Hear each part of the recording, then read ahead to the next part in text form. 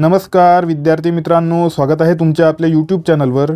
आजच्या व्हिडिओमध्ये आपण MPSC परीक्षांविषयी काही महत्त्वपूर्ण माहिती बघणार आहोत। ही माहिती तुमच्यासाठी खूप जास्त महत्त्वपूर्ण आहे, म्हणून हा व्हिडिओ तुम्ही शेवटपर्यंत बघायला पाहिजे। तुमच्यापैकी कितीतरी विद्यार्थी प्रश्न विचारून राहिलेले आहेत की कंबाईनची परीक्षा जी 5 जानेवारी रोजी होणार आहे, ही परीक्षा पोस्टपोन होऊ शकते काय? याशिवाय कंबाईनच्या परीक्षेमध्ये जागावाढ होण्याची शक्यता आहे काय? अशा प्रकारचे प्रश्न विद्यार्थी विचारून राहिलेले आहेत। तर याच बाबत आपण आजच्या व्हिडिओमध्ये माहिती घेणार आहोत, म्हणून हा व्हिडिओ तुम्ही शेवटपर्यंत बघत राहा। तुमचा कुठलाही टाइम वेस्ट न करता आता आपण आजच्या व्हिडिओला सुरुवात करूया।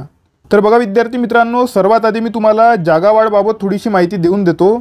कितीतरी विद्यार्थी विचारून राहिलेले आहेत की कंबाईनच्या परीक्षेमध्ये जागा वाढू शकतात काय? तर बघा विद्यार्थी मित्रांनो, जागावाढीबाबत काही महत्त्वपूर्ण माहिती मी तुम्हाला देऊन देतो। MPSCच्या कुठल्याही परीक्षेमध्ये ज्यामध्ये प्रिलिम्स आणि मेन्स अशा प्रकारे 2 परीक्षा घेतल्या जातात, या परीक्षांमध्ये जर जागावाढ होणार असेल तर प्रिलिमच्या निकाल लागण्याच्या आधी प्रिलिम एग्जामच्या रिझल्ट लागण्याच्या आधी जर मागणीपत्र पोहोचले असेल, शासनाचे मागणीपत्र जर प्रिलिमचा निकाल लागण्याच्या आधी जर MPSC कडे पोहोचले असेल तर जागावाढ होऊ शकते। याचा अर्थ काय आहे? तुमची जी प्रिलिम परीक्षा होते, प्रिलिम परीक्षा तुमची झाल्यानंतर ऑलमोस्ट 2.5 ते 3 महिन्यानंतर 2.5 ते 3 महिन्यानंतर तुमच्या प्रिलिम परीक्षेचा निकाल हा लागत असतो। आणि त्याच्या 1.5 ते 1.5 महिन्यानंतर तुमची मेन्सची परीक्षा होत असते। आता हे जे 2.5 ते 3 महिने आहेत, 2.5 ते 3 महिने आहेत, या दरम्यान जर मागणीपत्र आयोगाकडे पोहोचले असेल तर बघा जागांमध्ये वाढ होऊ शकते। जागांमध्ये वाढ होऊ शकते। आता ही प्रिलिम होण्याकरिता, प्रिलिम बघा तुमची 5 तारखेला तुमची प्रिलिम आहे आणि आजची तारीख आहे 15 15 डिसेंबर आजची तारीख आहे। प्रिलिमसाठी ऑलमोस्ट 20 दिवस आणखी बाकी आहे आणि त्यानंतर तुमच्याकडे ऑलमोस्ट 2.5 महिने आहेत। तर बघा हे 20 दिवस आणि हे 2.5 महिने, तर अशा प्रकारे बघा आता ही 3 महिन्याचा कालावधी तुमच्याकडे आहे। जर या 3 महिन्यांमध्ये शासनाने मागणीपत्र पाठवले तर तुमच्या जागांमध्ये वाढ होऊ शकते। आणि हे जे मागणीपत्र आहे आयोगाकडे पोहोचतात आपल्या टेलिग्राम चॅनलवर त्याबाबत अपडेट येऊन जाणार आहे आणि इतरही जे टेलिग्राम चॅनल्स आहे त्यांच्यावर सुद्धा अपडेट तुम्हाला मिळणार आहे। असं नाही की फक्त आपल्या टेलिग्राम चॅनलवर मिळणार, इतरही टेलिग्राम चॅनलवर तुम्हाला याबाबत वेळोवेळी माहिती मिळत असते की नवीन मागणीपत्र पोहोचलेले आहे की नाही। तर येत्या 3 महिन्यामध्ये जर मागणीपत्र पोहोचले असेल तर त्या जागा ॲड होऊ शकतात। प्रिलिमचा निकाल लागल्यानंतर जागा ॲड होऊ शकत नाही, कारण प्रिलिम परीक्षेच्या निकालामध्ये, प्रिलिम परीक्षेचा निकाल जेव्हा लागत असतो तेव्हा एका विशिष्ट रेशोमध्ये 1:12 1:12 या रेशोमध्ये मेन्सकरिता विद्यार्थी पास होत असतात। हा रेशो वाढून 1:16 सुद्धा होऊ शकतो। 1:12 ते 1:16 पर्यंत हा जो रेशो आहे हा जात असतो आणि जर त्यांनी जर जागा वाढवल्या तर हा जो रेशो आहे यामध्ये तफावत निर्माण होईल, म्हणून प्रिलिम झाल्यानंतर जागांमध्ये सहसा वाढ होत नसते। ठीक आहे, तर सध्या परिस्थितीमध्ये तुम्ही आपलं टेलिग्राम चॅनल जॉईन करा, त्यावर तुम्हाला माहीत पडणार की नवीन मागणीपत्र पोहोचलेले आहे की नाही।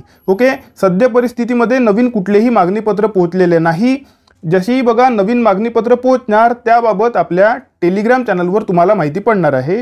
टेलिग्राम चॅनलची लिंक मी तुम्हाला डिस्क्रिप्शन बॉक्समध्ये दिलेली आहे, त्या लिंकवर क्लिक करून तुम्ही आपलं टेलिग्राम चॅनल जॉईन करू शकता। आता समोर बघा, आता बघा विद्यार्थी मित्रांनो, परीक्षा पोस्टपोन होऊ शकते की नाही? कितीतरी विद्यार्थी विचारून राहिले की परीक्षा पोस्टपोन होणार की नाही। तर यामध्ये बघा काय मॅटर झालेलं आहे, जे एज लिमिट झालेले विद्यार्थी आहेत, एज लिमिट झालेले जे विद्यार्थी आहे त्यांनी बघा पुन्हा एकदा फॉर्म ओपन करायला पाहिजे। कंबाईन परीक्षेचा जो फॉर्म आहे ज्याची लास्ट डेट गेलेली आहे आणि 5 तारखेला तुमची परीक्षा आहे, याचा फॉर्म आणखी एकदा सुरू करायला पाहिजे आणि ज्या विद्यार्थ्यांची एज लिमिट पार झालेली आहे त्या विद्यार्थ्यांना फॉर्म भरायला एकदा बघा चान्स त्यांनी द्यायला पाहिजे। मुभा द्यायला पाहिजे, अशा प्रकारची मागणी विद्यार्थी करून राहिलेले आहेत। महाराष्ट्र शासनातील परीक्षांकरिता एज लिमिट वाढवण्यासाठी मुख्यमंत्री साहेब सुद्धा सकारात्मक आहे, अशा प्रकारची माहिती मी तुम्हाला दिलेली होती। अशा प्रकारची बातमी सुद्धा छापून आलेली होती। तर विद्यार्थी आता अशी मागणी करून राहिलेले आहेत की ज्या ॲडव्हर्टाइजमेंट येऊन गेलेले आहेत, म्हणजे बघा कंबाईन गट ब ची जी ॲड आहे ती, किंवा बघा ग्रुप सी ची ॲड आहे, ओके, कंबाईन गट ब आणि कंबाईन गट क या दोनही परीक्षा वेगळ्या वेगळ्या होणार आहेत आणि दोनही ॲडव्हर्टाइजमेंट येऊन गेलेले आहेत. तर हे फॉर्म पुन्हा एकदा ओपन करायला पाहिजे अशा प्रकारची मागणी विद्यार्थी करून राहिलेले आहेत. आणि ही मागणी जर मान्य झाली नाही तर आम्ही आंदोलनसुद्धा करू शकतो अशा प्रकारचा सुद्धा इशारा विद्यार्थ्यांनी दिलेला आहे. आता नॉर्मली काय होते, एज लिमिट वाढवल्यानंतर ज्या परीक्षा समोर येणार असतात त्यांच्यामध्ये एज लिमिट वाढत असते. ओके, ज्या परीक्षेचे फॉर्म येऊन गेलेले आहेत त्यांच्यामध्ये पुन्हा एकदा फॉर्म ओपन करून पुन्हा एकदा परीक्षा समोर ढकलून आणि त्यानंतर पुन्हा एकदा बघा हॉल तिकीट येणार असं वगैरे काही होत नाही. नॉर्मली अशा प्रकारचा निर्णय झाल्यानंतर त्यानंतर ज्या परीक्षा होणार असतात त्या परीक्षांवर त्या निर्णयाचा प्रभाव होत असतो. म्हणजे आता जर त्यांनी निर्णय घेतला की आम्ही एज लिमिट वाढवणार आहोत, तर यानंतर जे फॉर्म येणार आहेत या निर्णयानंतर जेवढ्याही ॲडव्हर्टाइजमेंट येणार आहेत त्यावर या निर्णयाचा प्रभाव व्हायला पाहिजे. परंतु विद्यार्थ्यांनी अशी मागणी केलेली आहे की कंबाईनच्या परीक्षेचे फॉर्म येऊन गेलेले आहेत ते फॉर्म पुन्हा ओपन करा. निर्णय झाल्यानंतर सुद्धा बघा नंतरच्या परीक्षांवर सुद्धा त्याचा प्रभाव व्हायला पाहिजे आणि आधी जे फॉर्म येऊन गेलेले आहेत त्यांच्यावर सुद्धा याचा प्रभाव व्हायला पाहिजे. अशा प्रकारची मागणी विद्यार्थ्यांनी केलेली आहे, जे सहसा होताना दिसत नाही. तर बघा माझ्या मते तरी परीक्षा पोस्टपोन होण्याचे चान्सेस खूप कमी आहेत. ओके, परीक्षा पोस्टपोन होण्याचे चान्सेस कमी आहेत. परंतु आपण हे सुद्धा बघितलेलं आहे की वेळोवेळी MPSC विरोधामध्ये जे आंदोलन विद्यार्थ्यांनी केले त्या सर्वच आंदोलनांना यश आलेले होते. तर हे बघून जर विद्यार्थ्यांनी जर समजा आंदोलन केलं तर त्यानंतर काय परिणाम होणार याबाबत शाश्वती देता येणे शक्य नाही. ओके, असं सुद्धा होऊ शकते की परीक्षा पोस्टपोन होणार आणि असं सुद्धा होऊ शकते की परीक्षा पोस्टपोन होणार नाही, कारण जे विद्यार्थी आंदोलन करतील त्या विद्यार्थ्यांची संख्या खूप कमी आहे. ओके, खूप कमी संख्या आहे विद्यार्थ्यांची, कारण एज लिमिट पार झालेले विद्यार्थ्यांसाठी बघा सर्व विद्यार्थी रोडवर उतरतील याची शाश्वती कमी आहे. म्हणून जर समजा आंदोलन झालं तर त्या आंदोलनाला यश येणार का नाही याबाबत शाश्वतपणे सांगता येणे शक्य नाही. परंतु माझ्या मते तरी कंबाईन परीक्षा समोर जाण्याचे चान्सेस कमी आहेत. आता एज लिमिट जे ते लोक वाढून देणार आहेत, एज लिमिट वाढून दिल्यानंतर त्याचा परिणाम कोणत्या परीक्षांवर होणार तर बघा विद्यार्थी मित्रांनो, तर या परीक्षांवर त्याचा प्रभाव होणार आहे. जे बघा नववर्षामध्ये 50,000 पदांची मेगा भरतीचे जे आयोजन होणार आहे या परीक्षांवर ते जे निर्णय आहे त्या निर्णयाचा प्रभाव या परीक्षांवर होणार आहे. यामध्ये MPSC, पोलीस भरती, शिक्षक भरती, आरोग्यसेवक, ओके, पशुसंवर्धन जे एक्झाम होणार आहेत यावर बघा, हे बघा भरतीचे संभाव्य नियोजन. यामध्ये बघा गृह म्हणजेच पोलीस विभागाच्या 7,000 जागा, शिक्षक विभागाच्या बघा शिक्षक पदासाठी 10,000. तर अशा प्रकारे स्थानिक स्वराज्य संस्था, त्यानंतर MPSC, त्यानंतर पशुसंवर्धन आणि अन्य विभाग या ज्या परीक्षा पुढच्या वर्षी येणार आहेत या परीक्षांवर शासनाच्या वयवाढीचा जो निर्णय आहे त्याचा प्रभाव या परीक्षांवर पडण्याचे चान्सेस आहेत. ओके, यावर त्याचा परिणाम पडणार. ज्या परीक्षांचे फॉर्म येऊन गेलेले आहेत त्यावर माझ्या मते तरी या निर्णयाचा प्रभाव पडणार नाही.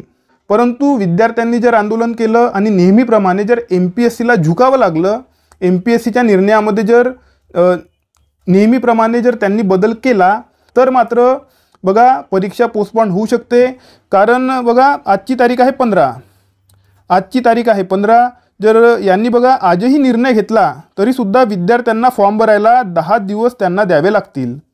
ओके, 10 दिवस विद्यार्थ्यांना फॉर्म भरायला द्यावे लागतील. म्हणजे बघा 25 तारखेपर्यंत विद्यार्थी फॉर्म भरतील आणि त्यानंतर हॉल तिकीटसुद्धा येणार.